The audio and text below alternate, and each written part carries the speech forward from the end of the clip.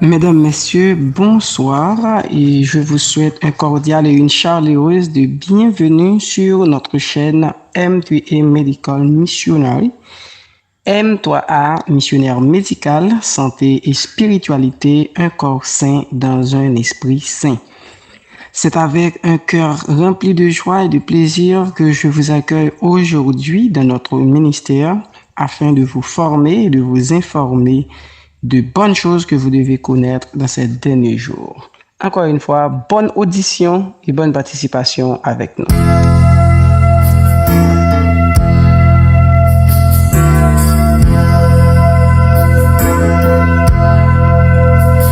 Et un jour qu'a vini, laisse pas gagner un chagrin, pas gagner nuage dans ciel là, ni un de l'eau pour tout plaisir,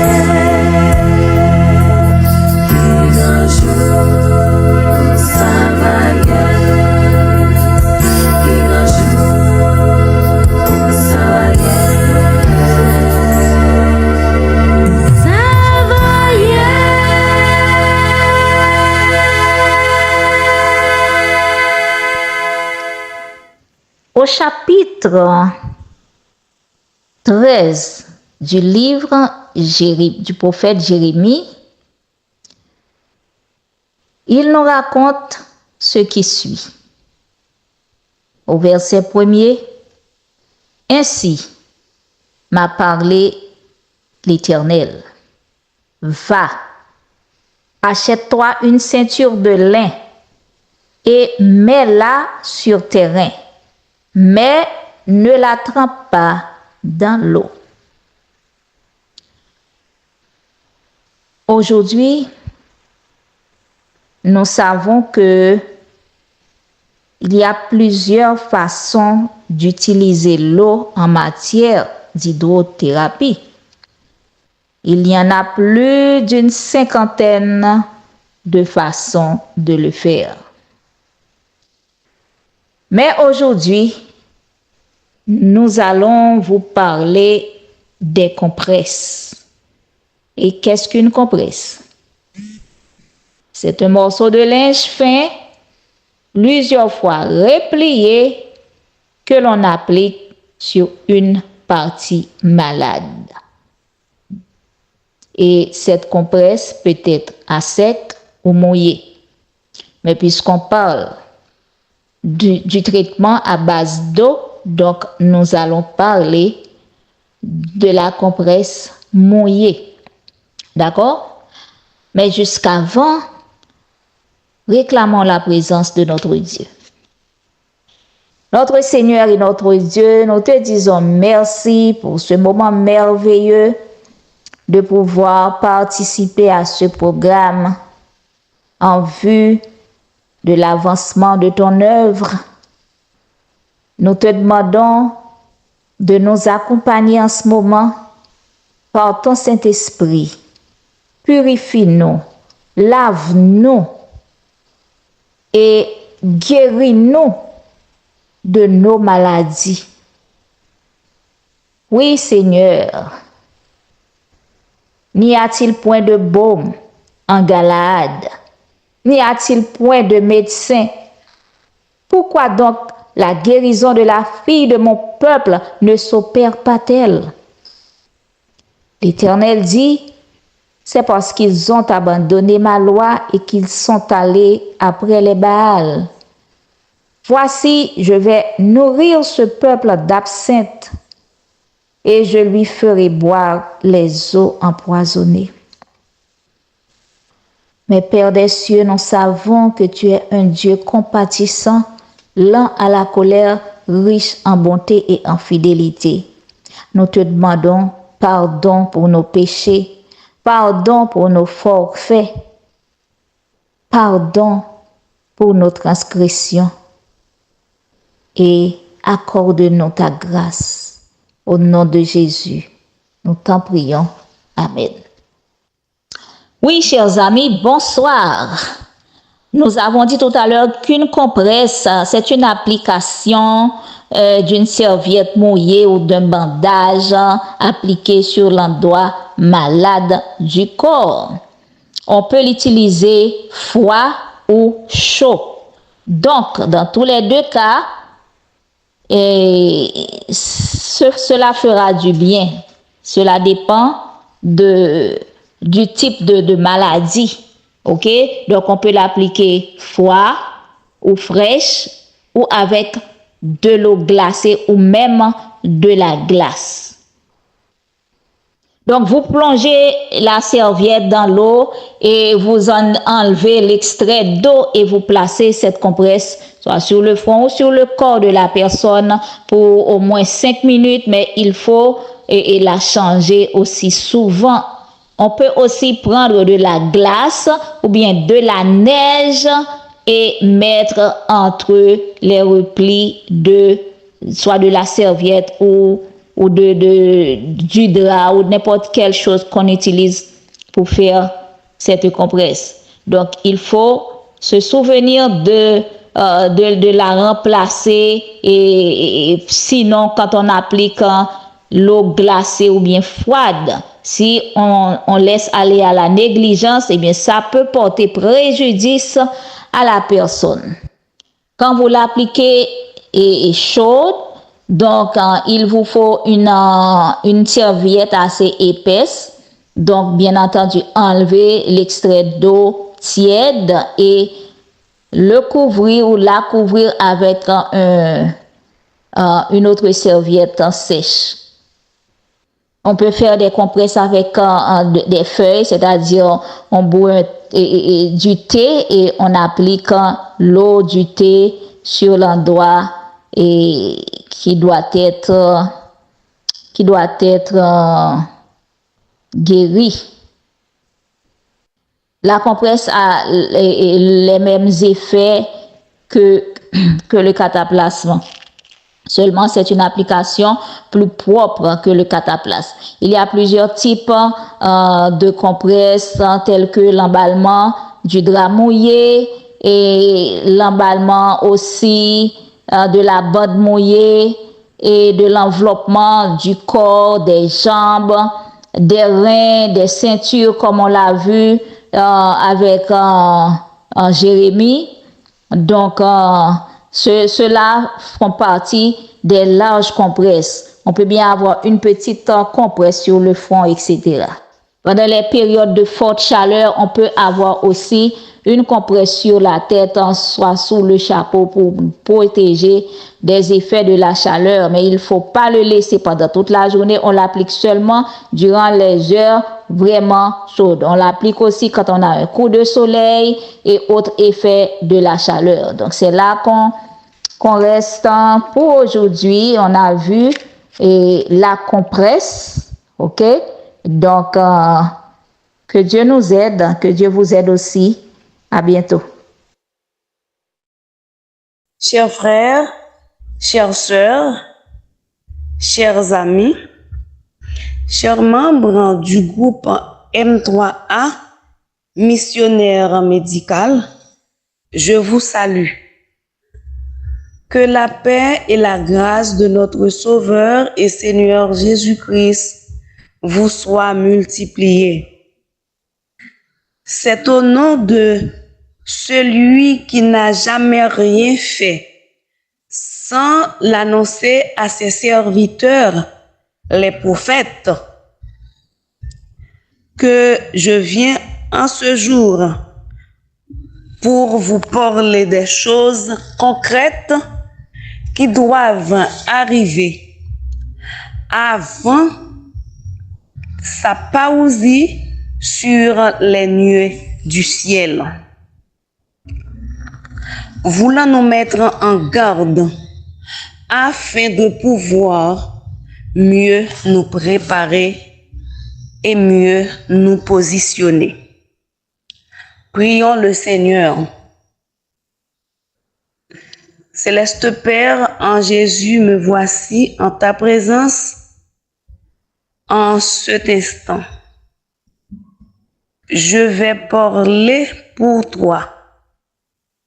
Je te demande de prendre place en moi et de parler à ma place, afin que tes enfants puissent être transformés, sanctifiés, et qu'ils se préparent pour l'avènement de ton cher Fils Jésus. Amen. Mon message a pour titre « Attention à la mort de la bête ». Dans Apocalypse 14, versets 6 à 12, nous trouvons un message complexe, urgent et solennel.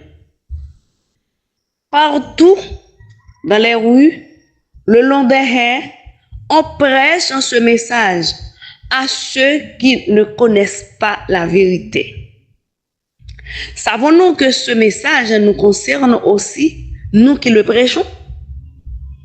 Souvent, nous parlons du message des 3 anges. Mais d'après le message du premier ange au verset 6 et 7, l'ange a une bonne nouvelle pour annoncer aux habitants de la terre, toute tribu, peuple et langue, disant de craindre Dieu, de lui donner gloire et de l'adorer, parce qu'il a tout créé. Nous appliquons ces paroles pour les gens du dehors. Mes frères et sœurs, vous et moi, est-ce que nous avons réellement de la crainte pour Dieu? Chaque sabbat, nous sommes à l'église, n'importe comment, sans révérence. Pendant les jours de la semaine, nous faisons tout ce que nous voulons. Puis, le sabbat, nous allons à l'église pour adorer Dieu. Comment l'adorer sans avoir de la crainte pour lui? Arrêtons un instant de prêcher ce message aux autres. Prenons le temps de l'appliquer dans notre vie de chaque jour. Après, nous irons dire aux autres de faire de même.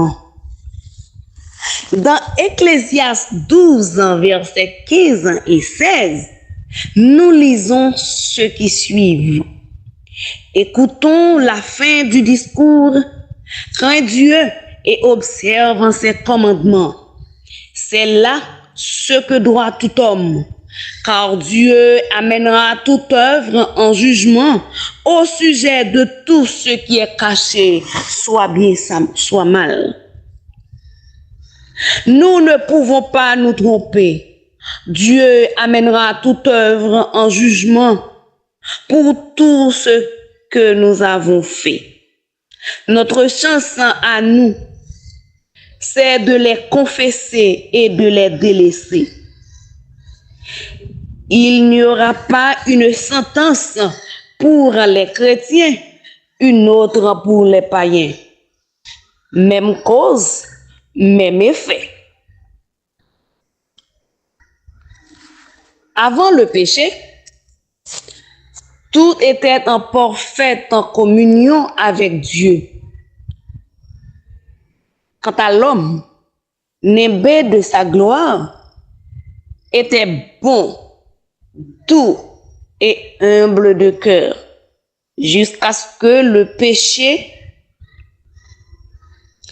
sans le secours d'aucune main, entra dans le cœur de Lucifer, qui a entraîné une guerre dans le ciel, puis la chute de ce dernier. Par sa jalousie, il a décidé de séduire nos premiers parents qui ont tenté et succombé. Ne pouvant plus supporter les péchés et la dégradation de la race humaine, Dieu a décidé de détruire la terre par le déluge. Est-ce que la génération après le déluge était mieux que celle d'avant? Mais non. Elle ne voulait pas adorer Dieu.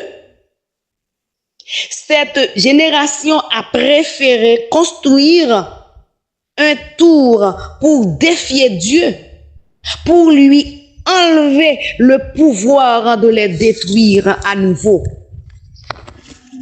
Dieu les a confondus et c'est pour la première fois nous trouvons le mot Babel qui signifie confusion, d'après le livre de la Genèse. Quand le message du deuxième ange nous invite à sortir de Babylone, nous avons une idée. Ensuite, nous avons la Babylone de Nebuchadnezzar ou Nabuchodonosor, bastion de toutes sortes de faux dieux, d'idolâtrie et d'astarté. Là où il y a ces genres de choses, il y a toujours de la confusion. C'est la raison pour laquelle, sur le plan spirituel, Babylone est un système religieux qui prône la confusion et l'erreur. Apocalypse 14, verset 8 dit, elle est tombée, Babylone la grande, qui a abreuvé toute la nation de la terre du vin de la fureur de son impudicité. L'ange répète le verbe tomber pendant 2 fois. Ça nous donne l'assurance que même si c'est dans le futur, Babylone est déjà tombée et nous disons Amen. Le vin qu'il donne aux habitants de la terre est un breuvage qui coule à flot. Nous le trouvons dans l'Eucharistie, le baptême des bébés, la messe des morts, l'adoration du dimanche comme jour de repos, la vente des indulgences, la fête des saints, l'immortalité de l'âme, et j'en passe. Si vous avez une goutte de ce vin dans votre bouche, le Seigneur vous demande de la jeter bien vite, car Babylone va tomber et elle est déjà tombée. Apocalypse 18, verset 4 stipule ce qui suit. Sortez du milieu d'elle, mon peuple, afin de ne pas participer à ses péchés et que vous n'ayez point part à ses fléaux. Cette citation nous laisse à comprendre une chose, c'est que Dieu a un peuple à Babylone. 2 points à considérer. Il y a de ceux qui sont à Babylone, qui sont sincères. Nous devons prier pour eux et aller les chercher très vite. Il fait tard et Babylone est sur le point de tomber.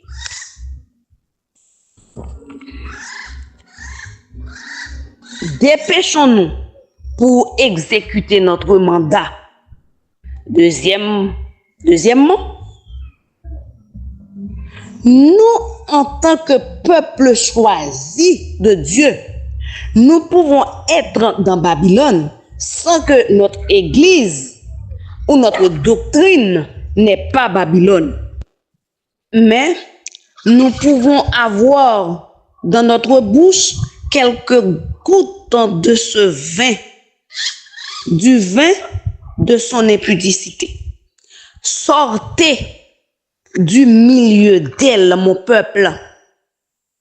Souvenez-vous que le titre de mon message est « Attention à la marque de la bête ». Qu'est-ce qu'on nous a dit à l'église? Dimanche est la marque de la bête, pas vrai? Apocalypse 14, verset 9. Si quelqu'un adore la bête et son image et reçoit une marque sur son front ou sur sa main, il boira lui aussi du vin de la fureur de Dieu versé sans mélange dans la coupe de sa colère. Mais, que signifie ces mots? Bête, image de la bête, une marque, adoration de la bête et son image. Nous devons bien comprendre le message du 3e ange afin de pouvoir bien nous positionner. Partons avec la bête. dans Daniel 7, verset 7. Après cela, je regardais pendant mes visions nocturnes, et voici, il y avait un quatrième animal, terrible, épouvantable et extraordinairement fort. Il avait de grandes dents de fer. Il mangeait, brisait et foulait aux pieds ce qui restait. Il était différent de tous les animaux précédents. Et il avait 10 cornes. Tout en sachant que Daniel a vu 4 animaux dans sa vision, qui sont 4 royaumes: Babylone, Mède et Perse, la Grèce et la Rome païenne ou impériale, qui est devenue la Rome soi-disant évangélique avec la conversion de l'empereur Constantin. De là, la femme impure et prostituée a pris sa naissance avec une bête à sa tête. Comment identifier cette bête? Toujours d'après Daniel, cette bête espère changer les temps et la loi. Et d'après Apocalypse, cette bête a une grande autorité sur toute la terre, et toute la terre marche derrière elle. Et très bientôt, sous le pouvoir de cette bête, on ne pourra ni acheter ni vendre. Cette bête,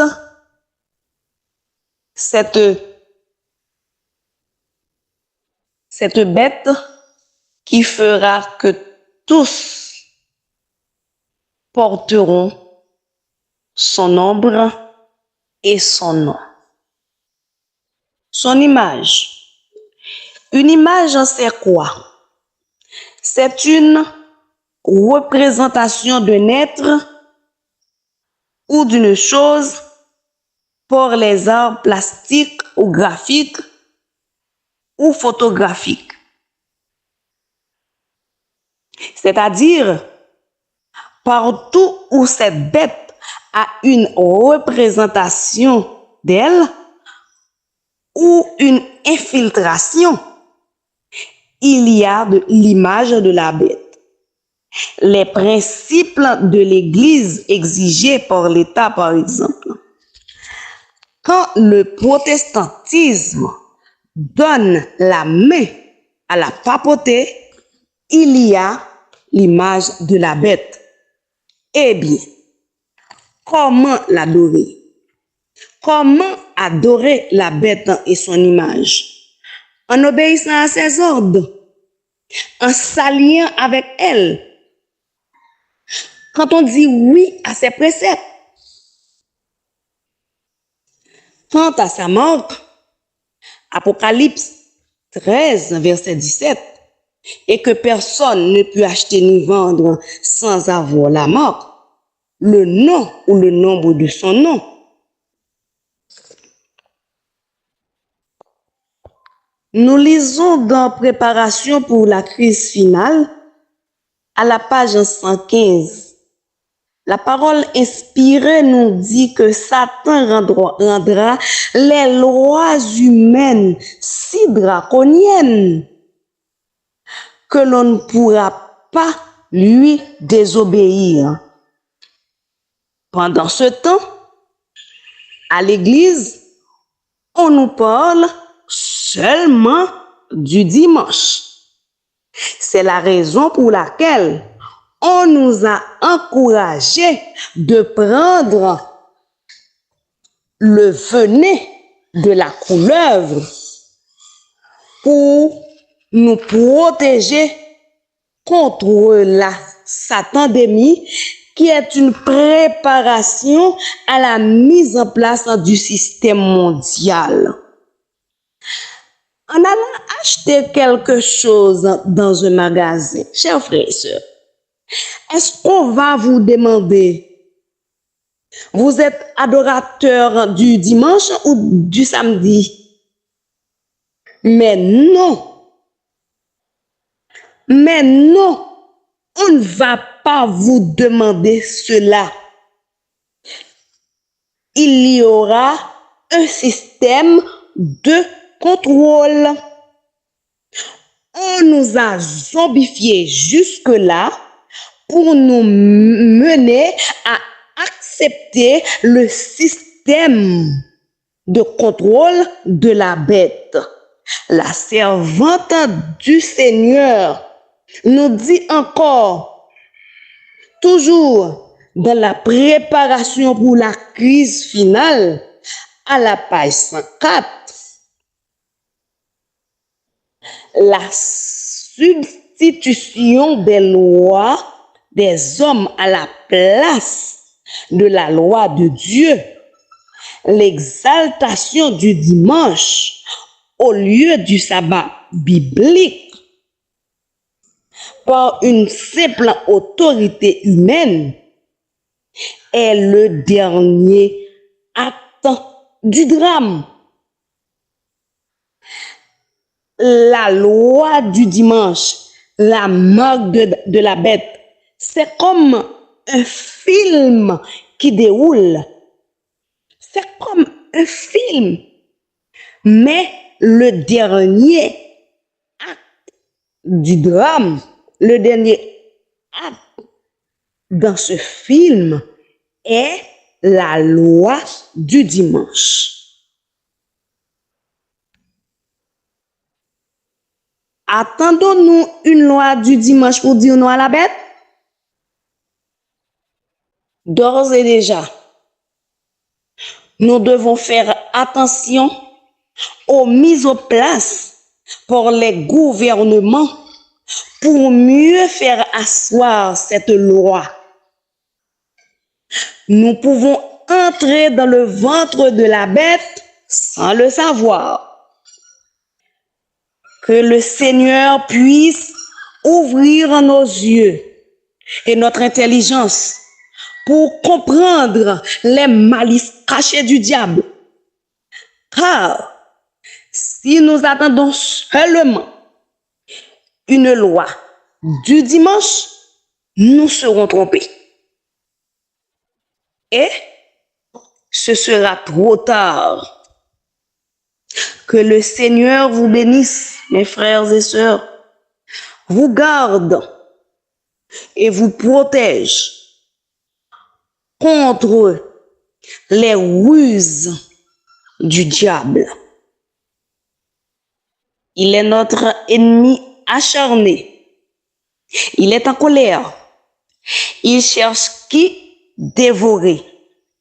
Il cherche qui prendre dans ses ruses. Cachons-nous sous le manteau du Seigneur et sois en sécurité. Que Dieu vous bénisse.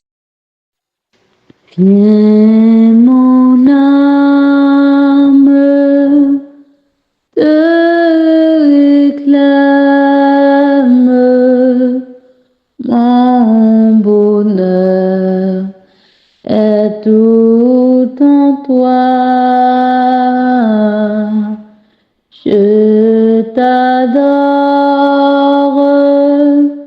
je t'implore, ô Jésus, demeure en moi. Nous remercions grandement le ciel, nous remercions Dieu de nous avoir donné la chance de participer ce soir à ce programme. Il nous a inspirés par son Esprit Saint afin que chacun de nous puisse rester assis et écouter ce beau message et ces paroles qu'il nous appelle à la repentance et à la vigilance parce que le temps est proche. Bien-aimés, invitez vos amis, votre famille, partagez le lien afin qu'eux aussi puissent avoir l'urgence du temps et puissent se préparer à ce qui va arriver. Ainsi, sur ces mots, je vous souhaite une bonne soirée. Que Dieu vous accompagne. N'oubliez pas, le programme continue. Demain, si Dieu veut, 19h. Invitez vos amis. Que le Seigneur soit avec vous.